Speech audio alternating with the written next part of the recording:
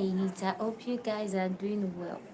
Alright, welcome to another episode on the Africa's Captive. Into Quality of the Captive's Diary, episode 54, season 5. Written by Precious Chinwe Obialor-Ukazim. At least you know, no other person wrote it except her. Alright, let's get to today's episode. Masnachi, David whispered, his voice barely audible over the sound of his own heartbeat. Can we talk? He asked, still standing outside the door. Uma's expression was a mix of surprise and caution, but she stepped aside without saying anything, allowing David to enter. As he walked past her, David caught a whiff of her familiar scent. There was no hug, no show of excitement on her face, and his heart skipped a beat. He had missed her so much.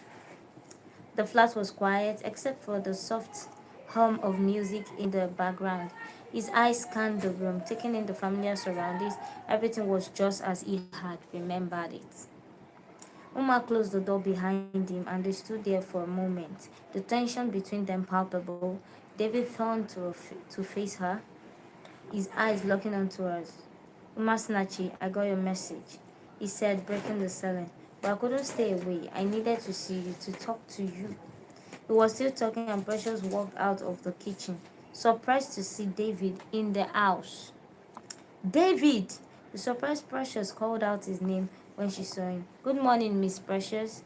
He greeted, turning to face her, looking her in the eyes as he could read the question in her eyes, needing clarification. Uma, who was already dressed to go out for morning shift at the hospital, stared at them for a moment, then announced she was leaving.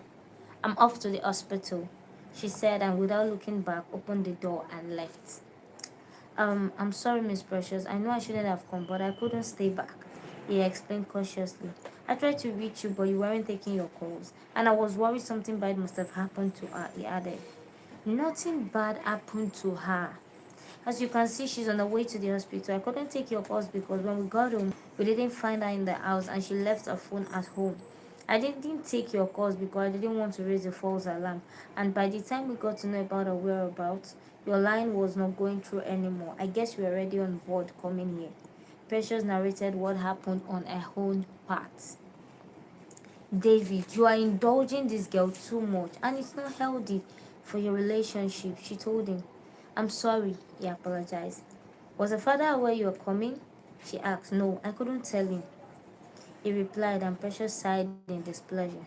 This is not good and you're going to jeopardize your relationship with Umasinachi if you continue like this, she told him, and he nodded. Yes, Miss Precious, I'm really sorry. I wasn't taking my calls nor responding to my messages and I just wanted to see her and talk things through with her. She wasn't taking my calls nor responding to my messages and I just wanted to talk things through with her. I promise it's not going to happen again. He apologized again with a sincere show of remorse and she breathed down heavily, letting go a feeling of displeasure. So what are you going to do now? She asked.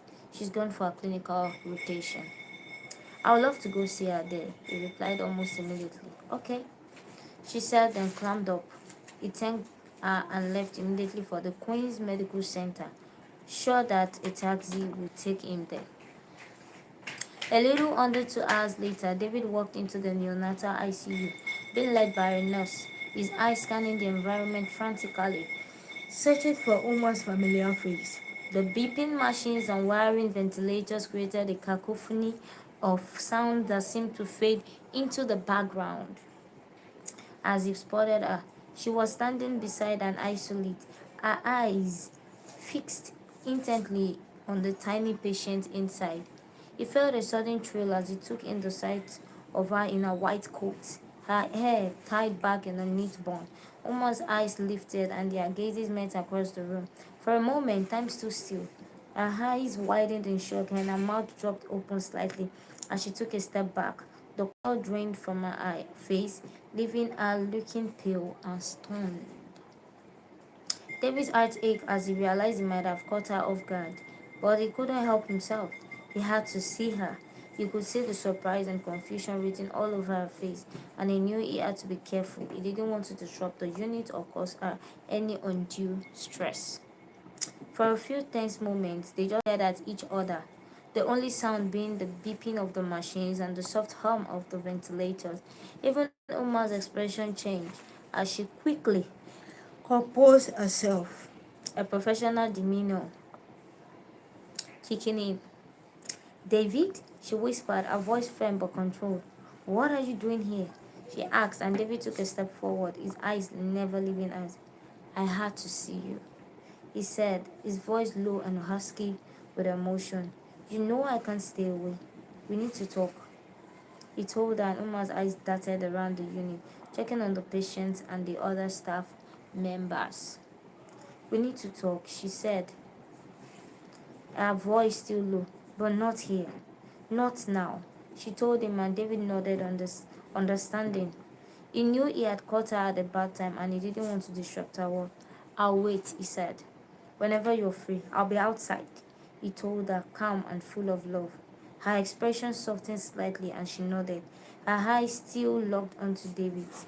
For a moment, it seemed like she was going to say something more, but then she turned to one of her colleagues, a nurse standing nearby, as David silently walked out of the ICU. Hey Sarah, can you cover for me for a few minutes? She requested, a voice professional and calm. The nurse, Sarah, looked up from the chart she was reviewing, her eyes flicking briefly to David, who was leaving before returning to Omar. Yeah, shouting. Everything okay? She asked, and Omar nodded, forcing out a warm smile before going out. Oh, to meet David. To be continued. So as you can see, Precious told him already. He's actually overindulging her and it can jeopardize their relationship. Maybe he could have stayed. Now, I get it. You guys will come and say, but Bernice, we told you. You were looking at us. Yes, I understand. But at least this episode never come before I start to the lash of my sister. That's what I'm just trying. I'm just trying to plead on behalf of Uma Snatch. That people should please pity her. You understand? Just pity her small. I could actually feel the tense, the hot tension. When I was reading the comments, I was like, if I was Uma Snatch, I was just gonna say, oh God, why did I do this? Why did I do this? But at least now we are hearing it. Anyway, I appreciate you guys comment, and it actually makes me happy.